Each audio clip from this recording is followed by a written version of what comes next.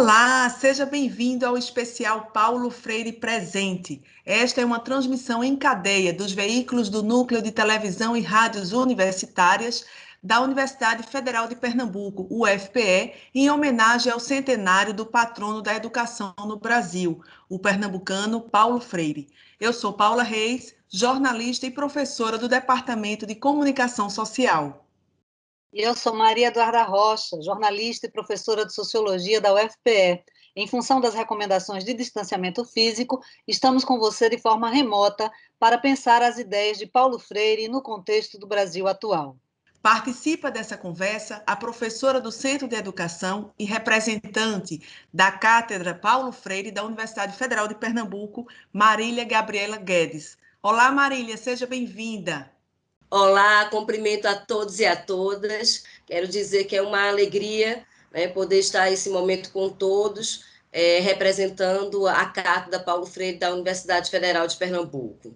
Na conversa, contamos ainda com o professor de comunicação da Universidade Federal de Santa Catarina, Eduardo Médici, estudioso do pensamento de Paulo Freire. Seja bem-vindo, Eduardo. Olá, Paula. Olá, Marília Gabriela. É um grande prazer estar aqui falando deste grande pernambucano que ilumina aí as ideias sobre educação, sobre comunicação, sobre democracia para todo mundo, né? Essa referência internacional maravilhosa que Recife um dia produziu para nós. Paulo Freire nasceu em Recife, em 19 de setembro de 1921. Foi educador e filósofo e é considerado um dos mais importantes pensadores da pedagogia no mundo. Publicou dezenas de obras, traduzidas em mais de 20 idiomas. Foi homenageado em muitos países. Recebeu 39 títulos de doutor honoris causa, além de 154 outros títulos honoríficos e medalhas. Em 2012, foi declarado patrono da educação brasileira. A obra mais importante do educador, o livro Pedagogia do Oprimido, foi lançada em 1968 no Chile e em 1974 no Brasil. O pensamento de Paulo Freire é fundamental para a educação, mas influenciou também outras áreas como a comunicação. E para quem não sabe, ele foi o criador da emissora de rádio AM, que hoje recebe o nome dele e que deu origem ao Núcleo de Televisão e Rádios Universitárias da UFPE. Eu estou falando da Rádio Universitária Paulo Freire, rádio escola da UFPE, que comanda esta transmissão em cadeia. Da educação à comunicação, o desenvolvimento da capacidade crítica das pessoas é um dos pilares da pedagogia de Paulo Freire. Ele ensinou que a educação deveria ser libertadora. O que isso significa exatamente, Marília? Gostaria de, primeiramente, antes de me deter na questão do que significa a educação libertadora, é dizer, né, reafirmar da importância de Paulo Freire, porque Paulo Freire ele conseguiu, né, superar o pedagogismo de afirmar que a escola tudo podia. E assim como também conseguiu superar o pessimismo sociológico, que afirmava que a escola era apenas uma reprodução das intenções de Estado. Então, Paulo Freire superou essas concepções e ele denunciava, né, os limites da educação, mas também apontava as possibilidades que ela carrega.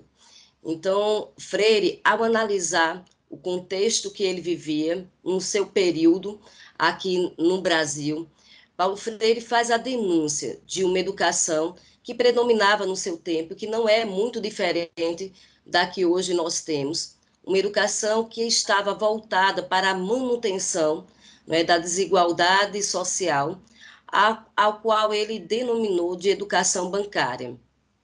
Então, Paulo Freire superou essa concepção, construindo os pressupostos teóricos e metodológicos de uma educação libertadora, de uma educação problematizadora, de uma educação que tem como horizonte a humanização de todas as pessoas e que tem como horizonte a construção de um conhecimento crítico. Para Freire, o que seria esse conhecimento crítico? Esse conhecimento crítico é um conhecimento aprofundado, é um conhecimento que não fica apenas na superficialidade das informações e dos fatos, mas é um conhecimento que se aprofunda na realidade, parte da realidade, analisa essa realidade para compreendê-la e poder nela intervir junto com os seus pares. Então, é um conhecimento crítico, é um conhecimento aprofundado sobre a nossa vida, sobre a nossa realidade. É uma educação libertadora, porque ela carrega, não é, a concepção de que todos nós, estudantes, professores, todas as pessoas, carregam a possibilidade de serem construtores do conhecimento. São seres de busca, né? São seres curiosos, são seres que podem conhecer mais aquilo que já conhecem e conhecer aquilo que ainda não conhece e construir um conhecimento novo. Esse processo de construção do conhecimento é um processo libertador. Por isso, a educação proposta por Paulo Freire é uma educação libertadora, é uma educação problematizadora na realidade, que parte dela e que retorna para essa realidade. É essa concepção de educação em Paulo Freire. Eduardo, de que maneira essa educação libertadora impactou a visão sobre a comunicação? Então, Paula, acho que essa perspectiva que a professora Marília explicou tão bem a respeito da visão do Paulo Freire sobre educação, tem, na verdade, uma aplicação que transcende muito a própria educação, né? Aliás, agora, dentro das comemorações do centenário, acaba de ser lançado um livro do professor Vinícius Lima, um professor emérito da Universidade de Brasília, que se chama A Prática da Liberdade muito além da alfabetização. Quando o professor Vinícius Lima, que é da nossa área de comunicação, enfatiza que as ideias de Paulo Freire, né, às vezes são interpretadas como apenas um método de alfabetização. Na verdade, Paulo Freire era um filósofo que estudou a vida humana, estudou a democracia, era um filósofo do humanismo, um filósofo cujas ideias se aplicam a um sem número de áreas de conhecimento, né? Basta ver o número de grupos de pesquisa que existe hoje registrados do CNPq, que estudam o Paulo Freire e que são de todas as áreas de conhecimento, que vão desde as áreas de exatas, passando pelas áreas de ciências aplicadas, pelas áreas de ciências humanas. Então, o Paulo Freire tem um impacto, o pensamento dele, muito grande em todas as áreas. Na nossa área, o conceito de comunicação de Paulo Freire, que ele desenvolve principalmente a partir do livro Extensão à Comunicação, mas que também já está presente no Pedagogia de Oprimido, em outras obras dele, chama atenção para essa necessidade de entender a comunicação como um processo dialogal, né? Como um processo que não pode ser numa direção só, e que precisa ser um processo recíproco de troca de ideias, de combinação, digamos assim, entre o que uma pessoa que recebe uma informação pensa e aquilo que ela tem a oferecer também para quem lhe oferece a informação, né? Isso vale tanto para a sala de aula, né, para o processo educativo, como vale para os processos comunicacionais mais amplos, inclusive dos meios de comunicação de massa, como o que nós estamos falando nesse momento. Então, acho que o Paulo Freire aponta direções que hoje as tecnologias facilitam que sejam aplicadas, de que essa comunicação se torne muito mais efetiva, a partir da ideia de que, como a professora Maria Gabriela já destacou, né, todas as pessoas sabem alguma coisa, todas as pessoas ignoram alguma coisa e todas as pessoas podem saber mais a partir disso, né? Então, se a gente pegar esse princípio como um princípio básico para a nossa comunicação, inclusive no jornalismo, como é a minha área, né, nós teremos uma comunicação muito mais efetiva e permitiremos que o jornalismo cumpra muito melhor a sua função social para a democracia, no sentido de informar bem as pessoas. Eu fico pensando, né, esse substrato comum do pensamento de Paulo Freire, a base do diálogo, né, que, na verdade, o diálogo pressupõe o respeito ao outro, né? Você não dialoga com quem você não respeita. O diálogo pressupõe um patamar mínimo de horizontalidade entre as pessoas, tanto na relação do professor com o aluno, quanto na comunicação entre pessoas de maneira geral. E a partir daí a gente começa a compreender por que Paulo Freire incomodou tanto no golpe de 64, quanto no contexto do Brasil atual. De pensar o significado político de um pensamento como esse, de um pensamento emancipatório, já a partir das suas bases filosóficas, né?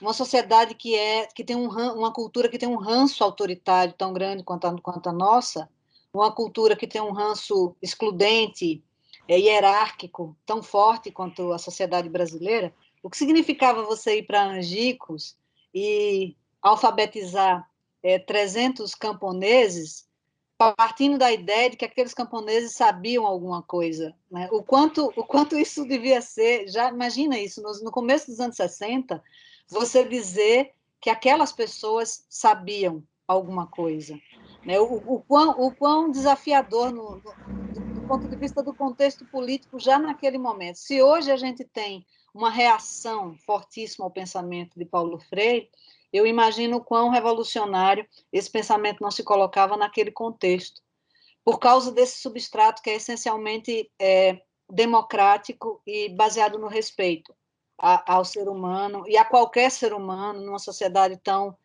hierárquica e tão autoritária, e que tem um ranço de uma cultura autoritária que persiste, né? Que não nos define como sociedade, mas que persiste.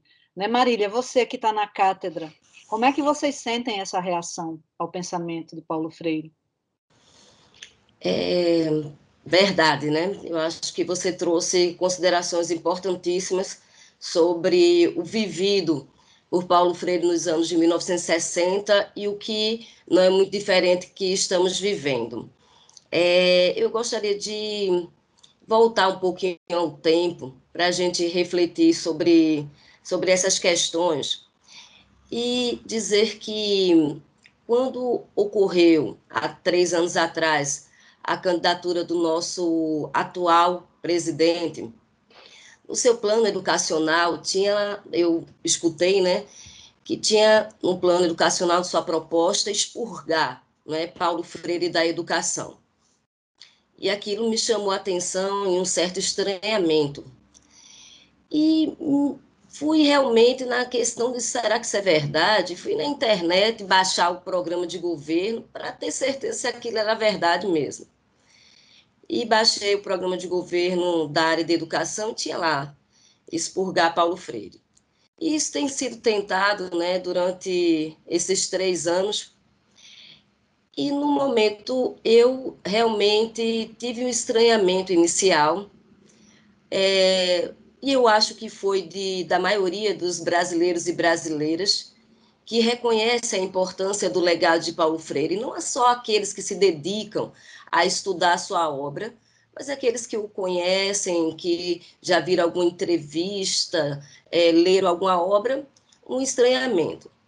Mas, realmente, como eu já falei, foi um estranhamento inicial, porque Paulo Freire não poderia estar presente e ele não é referência para um governo que nega a vida, né?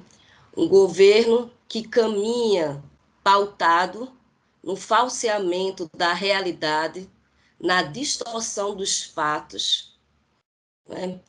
E que não acolhe nem protege o povo brasileiro. Então, Paulo Freire não poderia ser e nem é referência a esse governo. Então, nós entendemos que esse governo ele é contrário à vida, né? Ele é contrário à democracia. E isso são pilares fundamentais da teoria educacional de Paulo Freire, da filosofia de Paulo Freire, tão bem colocada pelo professor Eduardo. Nós acreditamos que o tempo pandêmico que estamos vivendo, ele veio contribuir, né, para afirmar o que nós já sabíamos sobre as intenções e o posicionamento desse governo. Mas também eu acho que a verdade veio de uma forma tão clara que permitiu que aqueles poucos brasileiros que tinham dúvidas sobre o que realmente importa para esse governo, que não importa a vida humana e a vida dos brasileiros, mas sim o lucro e a geração de renda, no sentido de renda para aqueles que já têm e não para aqueles que realmente necessitam. Então, Paulo Freire não é referência e nem poderia ser. Então, uma das questões também colocadas é que esse governo tenta culpabilizar Paulo Freire pela questão de problemas que existem na educação pública do nosso país. E eu gostaria de falar só um pouco sobre isso, afirmando que, evidenciando que existe trabalho sério de pesquisa, de estudo, coordenado pela professora Ana Maria Saúl, coordenadora da Cátedra Paulo Freire da PUC de São Paulo, onde ela coordena uma rede freiriana de pesquisadores formada por professores, profissionais que tentam estudar nos diferentes estados brasileiros a contribuição de Paulo Freire para a escola pública. Esses trabalhos, frutos de estudos e pesquisas, ele tem sido publicados em artigos, congressos e livros, dizendo que aquelas escolas, aqueles municípios que tomaram Paulo Freire como referência para o seu plano educacional, eles têm desenvolvido boas práticas na educação pública brasileira. E que o problema que hoje vivemos na educação pública passa principalmente pela falta de políticas comprometidas com a educação do governo brasileiro.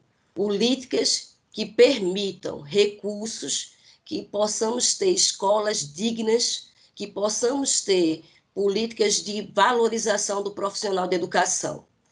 Para finalizar, queria dizer que essa falta de empenho dos governantes do nosso país, que ao invés de investir na educação, retiram recursos da educação, isso é intencional, porque eles sabem que a educação ela pode contribuir para que a gente mude a realidade do nosso país.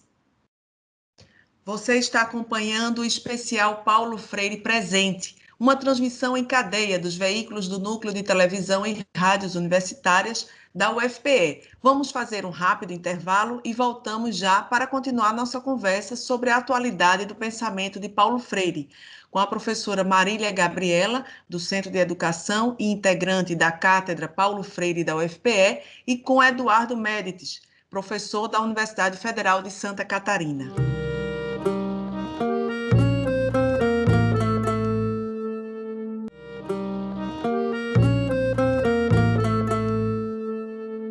Voltamos com o especial Paulo Freire Presente, uma transmissão em cadeia dos veículos do Núcleo de Televisão e Rádios Universitárias da UFPE. Estamos conversando sobre a atualidade do pensamento de Paulo Freire com Marília Gabriela Guedes, professora do Centro de Educação e integrante da Cátedra Paulo Freire da UFPE, e com Eduardo Médites, professor da Universidade Federal de Santa Catarina.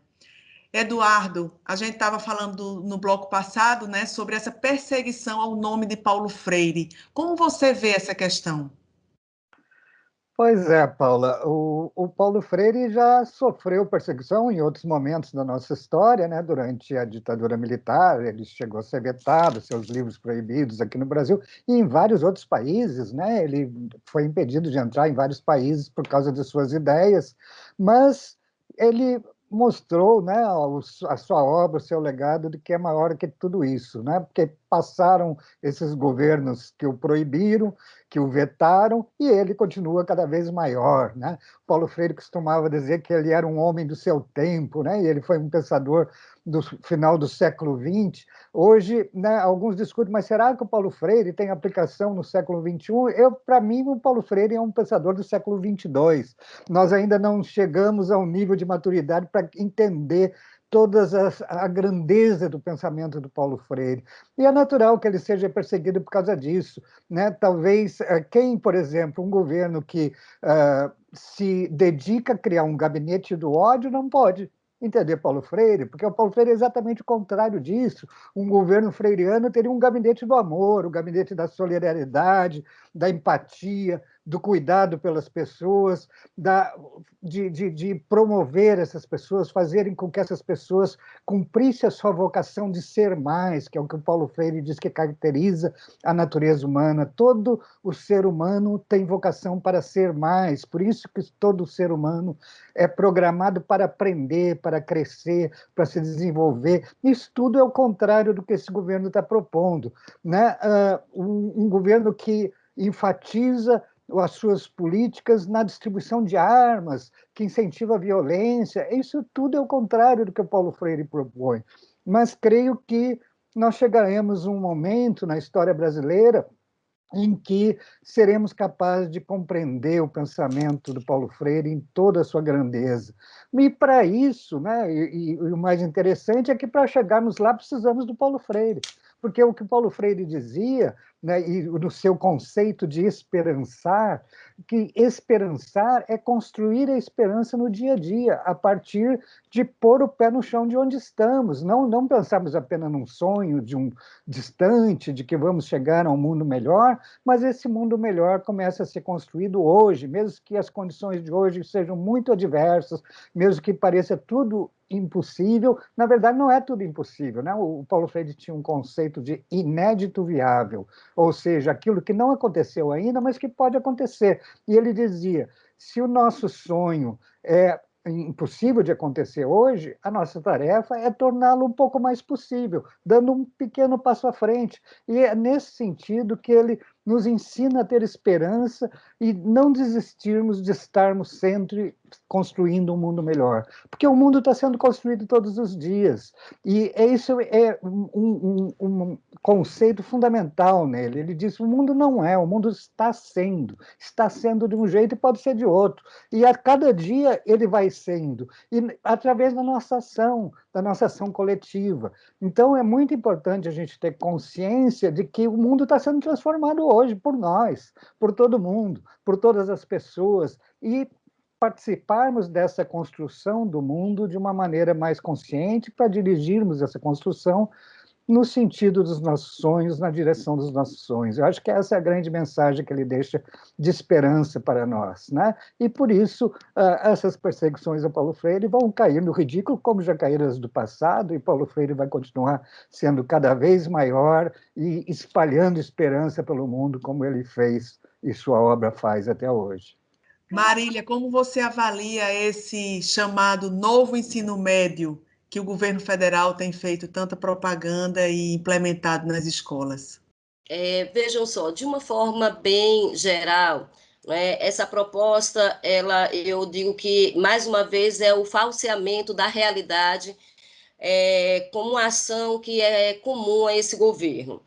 Por que digo isso? Porque, na verdade, se propõe uma ampliação da carga horária, né, letiva dos estudantes para que eles se organizem discutindo conteúdos comuns a partir da BNCC e também a partir dos itinerários formativos.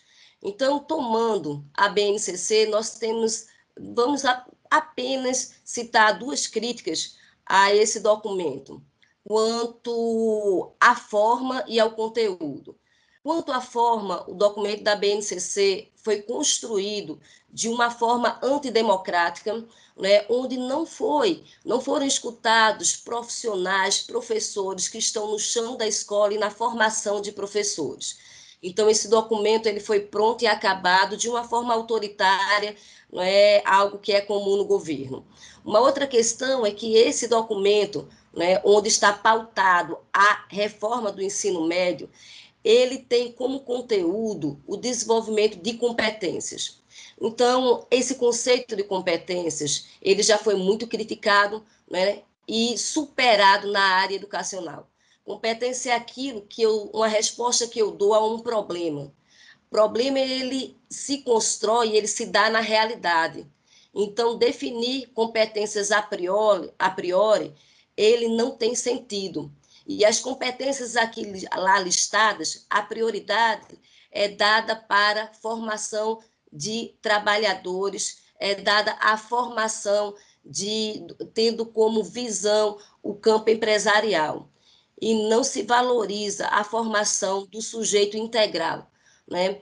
Também precisamos ressaltar que hierarquizar disciplinas é hierarquizar saberes. E para Paulo Freire, todos os saberes, eles são importantes e eles precisam ser discutidos e eles precisam ser acessíveis a todos e todos brasileiros.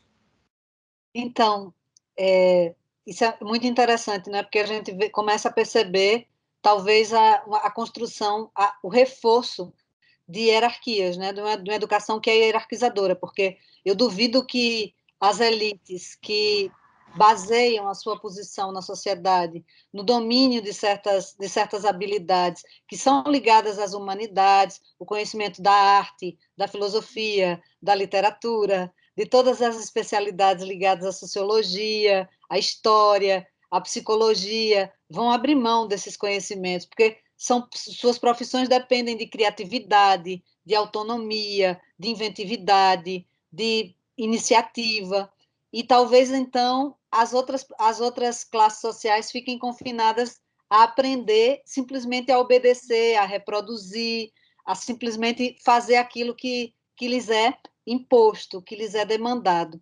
Eu acho que, no fundo, uma proposta de ensino como essa tende a reforçar dois tipos de sujeito, a construção de dois tipos de sujeito, né? E aí a gente fica vendo até que ponto essa construção não rebate no plano político. Eduardo, eu fico pensando, esse letramento midiático, né? A ideia de letramento midiático, a Paulo Freire ele traz para a gente essa compreensão de que educar é estimular a capacidade de leitura do mundo. E que, portanto, essa é uma capacidade que se aplica muito além da sala de aula, muito além de um contexto específico, portanto, pode ser aplicado aos conteúdos midiáticos de maneira geral. Como é que isso tem sido pensado, não só em relação à mídia tradicional, mas também em relação às novas tecnologias? Porque isso está fazendo um estrago no campo político que é da gente se assustar um pouco, né? Na comunicação, isso já tem sido... Paulo Freire tem sido uma referência para pensar esse problema? Olha, acho que ainda temos usado muito pouco a referência de Paulo Freire na comunicação, né? Acho que o problema das fake news, da desinformação que a gente vive, que ficou bastante evidente nesse momento da pandemia, com esse espalhamento de notícias falsas, de informações sem base científica, que confundiram tantas pessoas nesse momento, né, chama atenção para algumas falhas, né, que tem a ver com problemas da nossa educação, que, obviamente, se as pessoas tivessem uma educação científica mais sólida, não se deixariam enganar tão facilmente por esse tipo de informação, mas que tem a ver com falhas no nosso sistema de comunicação de massas também, né? E não só de comunicação de massas, como de comunicação por esses novos meios digitais, da comunicação que é propiciada por essas tecnologias. Acho que repensar tudo isso a partir da perspectiva de Paulo Freire é fundamental, não apenas no sentido de preparar as pessoas para essa leitura dos meios de comunicação, que é uma tarefa que é aí compartilhada entre a nossa área de comunicação e a área de educação para fazer essa preparação, mas também de prepararmos a nós mesmos, enquanto profissionais de comunicação, enquanto as pessoas, os futuros profissionais que nós estamos formando na universidade, para um outro tipo de comunicação que dê conta dessas novas necessidades.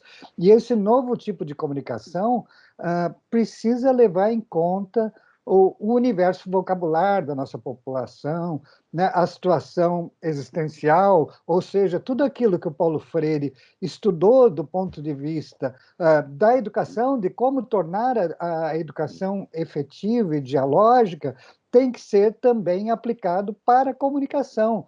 Eu acho que é o grande desafio nosso, enquanto comunicadores, pesquisadores de comunicação, é justamente pensar numa outra comunicação que não seja talvez tão elitista como os nossos meios de comunicação têm sido no jornalismo, ao falar de uma linguagem que não toca nas questões mais prementes da vida da nossa população e, por isso, não são, talvez, entendidas, talvez interpretadas da maneira que é necessário para que a gente tenha uma convivência democrática dentro do melhor espírito da democracia, né? Você está acompanhando o especial Paulo Freire Presente, uma transmissão em cadeia dos veículos do Núcleo de Televisão e Rádios Universitárias da UFPE. Vamos fazer um rápido intervalo e voltamos já para continuar nossa conversa sobre a atualidade do pensamento de Paulo Freire com Marília Gabriela Guedes, professora do Centro de Educação e integrante da Cátedra Paulo Freire da UFPE, e com Eduardo Merit, professor da Universidade Federal de Santa Catarina. Até já!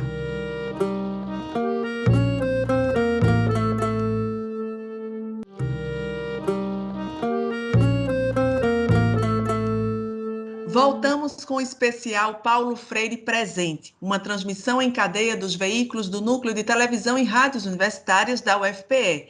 Estamos conversando sobre a atualidade do pensamento de Paulo Freire com Marília Gabriela Guedes, professora do Centro de Educação e integrante da Cátedra Paulo Freire da UFPE, e com Eduardo Merit, professor da Universidade Federal de Santa Catarina.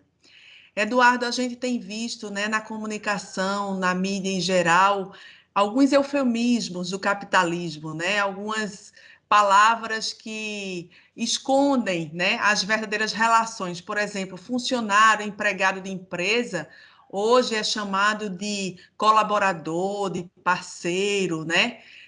A questão do empreendedor, né, também, que o empreendedor não tem patrão, né? Então, à luz de Paulo Freire, o que essa linguagem, né? O que esse sentido, né? Que produção de sentido é essa? O que isso está tentando fazer e que a gente deveria, na realidade, ter uma visão crítica sobre essa linguagem?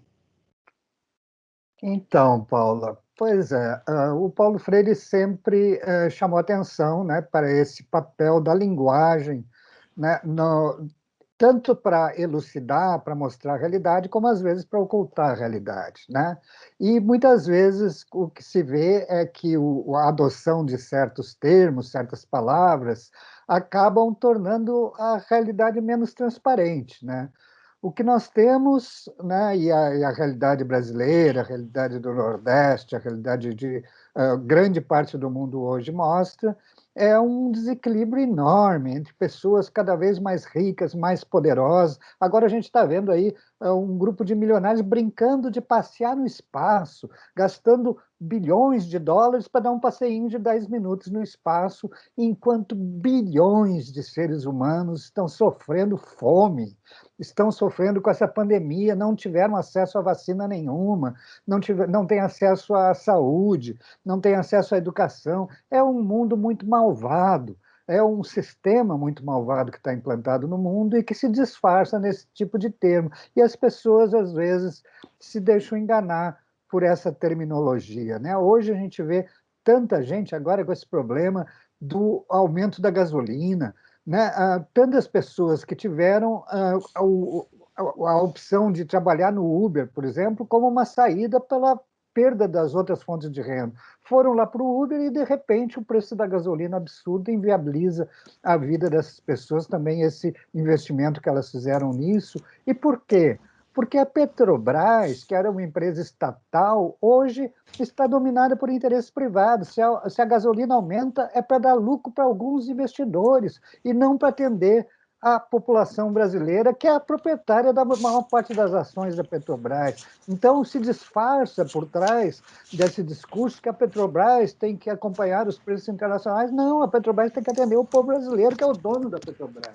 E atender o povo brasileiro é segurar o preço da gasolina, até porque o Brasil é um produtor de petróleo que não depende dos preços internacionais para produzir petróleo nem gasolina. Se hoje está dependendo, é porque os governos, a partir de 2016, fizeram com que nós nos tornássemos dependentes dos preços internacionais, que nós não precisamos ser. É uma opção de governo fazer com que a Petrobras trabalhe para o Brasil ou trabalhe para um grupo de milionários que faturam com ela contra os interesses do povo brasileiro. Então, nesse tipo de jogo de linguagem é que se esconde a opressão, né? E quando Paulo Freire fala da pedagogia do oprimido, ele fala de todas as formas de opressão, essa opressão econômica, né? A opressão política, do autoritarismo, a opressão racial, que é muito forte no Brasil, o racismo, né? Uma questão que o Paulo Freire mais e mais veio dando atenção na sua obra, a opressão de gênero, né? Das mulheres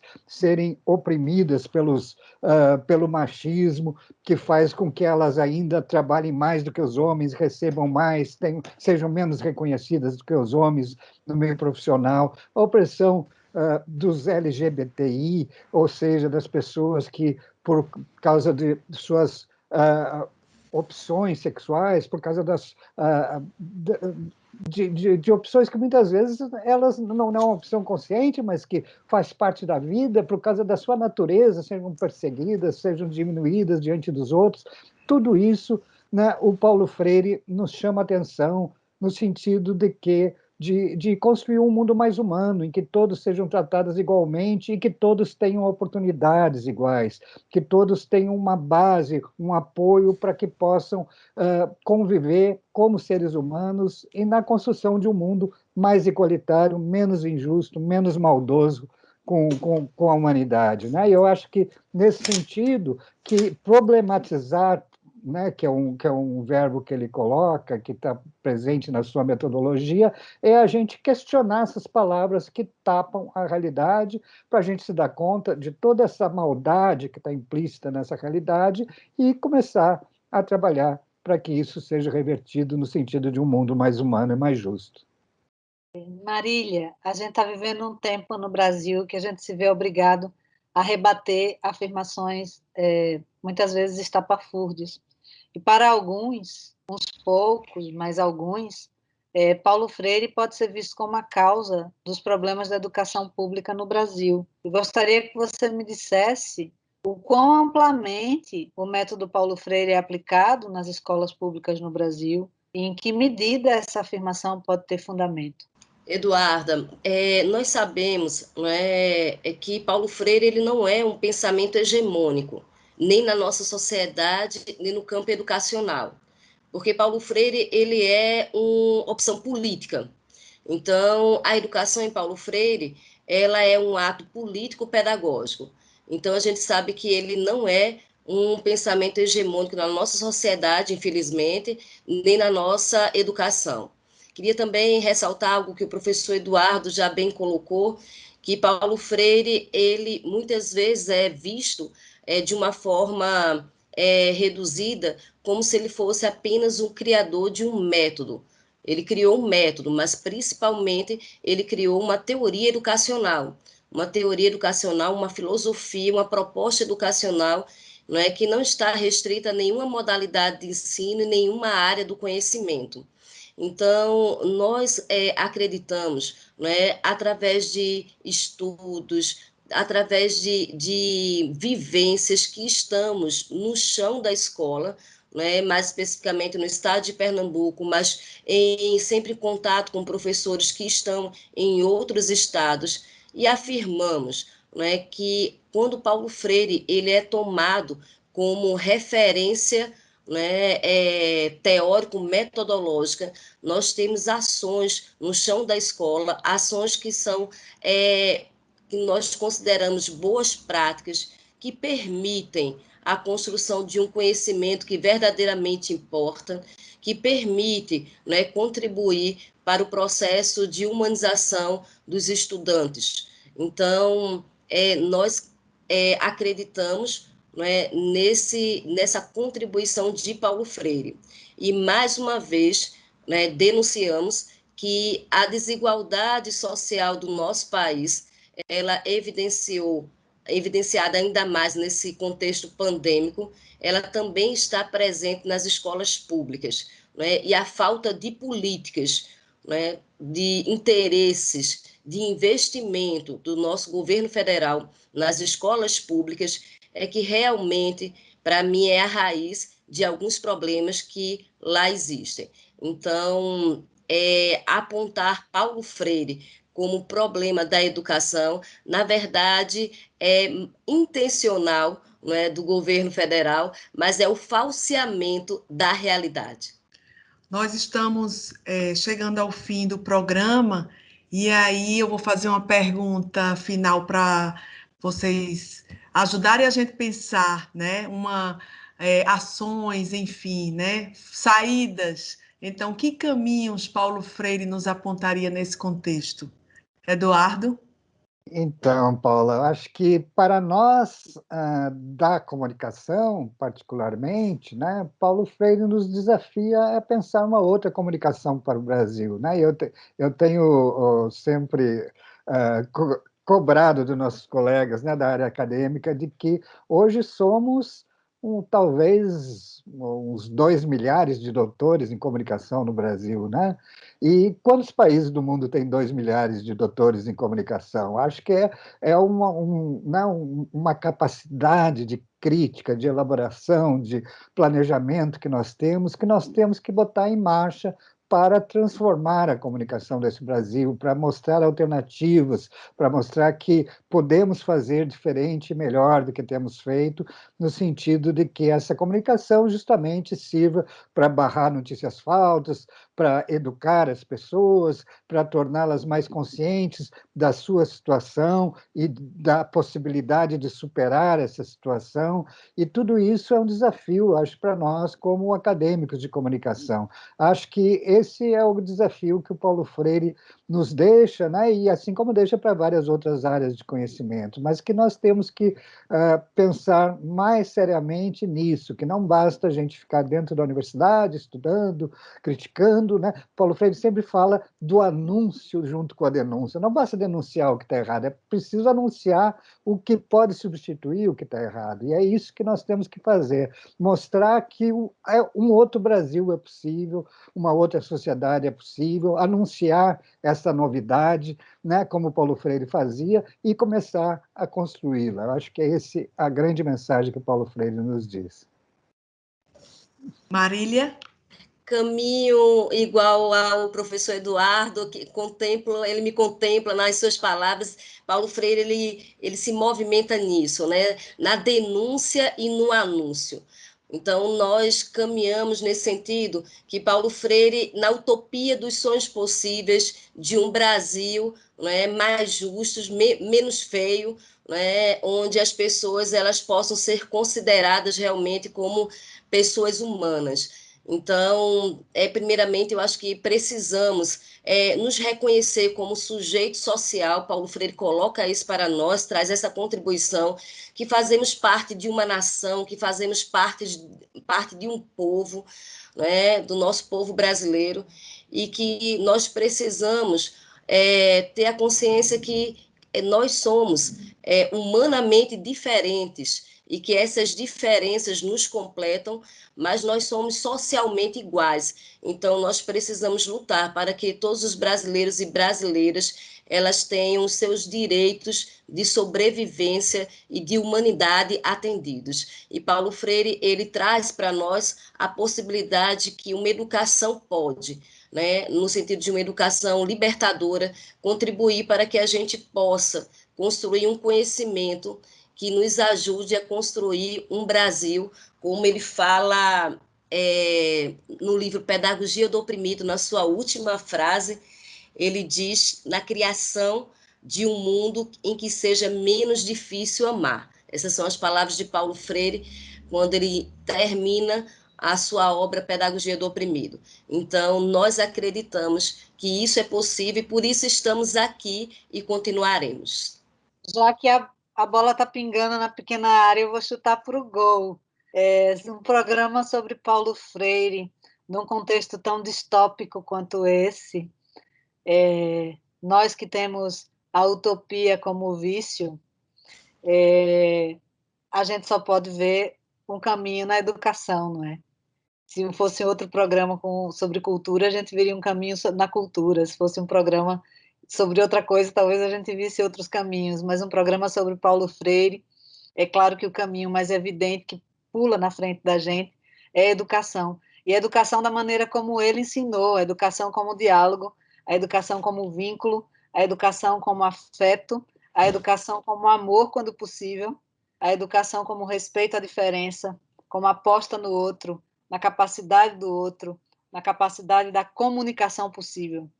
Eu acho que esses caminhos estão aí, esses caminhos são um projeto de país, um projeto de planeta, um projeto de humanidade, e que é o maior legado que Paulo Freire deixa para a gente. E obrigada a vocês por terem vindo aqui conversar e praticar esse verbo, esperançar, que é esse verbo que ele deixa também para a gente como presente. Então, agradeço à professora do Centro de Educação e integrante da Cátedra Paulo Freire da UFPE, Marília Gabriela Guedes. Obrigada, Marília, pela participação. Eu que agradeço pela oportunidade desse diálogo tão gostoso, tão crítico e esperançoso, né, com Eduarda, com Paulo e com o professor Eduardo. Muito obrigada. E agradeço também ao professor da Universidade Federal de Santa Catarina, Eduardo Medici. Muito obrigada, Eduardo. Obrigado também, Paulo. Um grande prazer estar com vocês e ouvir esse sotaque maravilhoso do Recife. A gente termina aqui a transmissão em cadeia dos veículos do Núcleo de Televisão e Rádios Universitárias da UFPE. Este especial foi uma homenagem ao centenário de nascimento do patrono da educação brasileira. E como ensinou Paulo Freire, vamos esperançar. Esperançar é o verbo que tem esperança. Esperançar é se levantar, é ir atrás, é construir. Esperançar é não desistir. Paulo Freire, presente.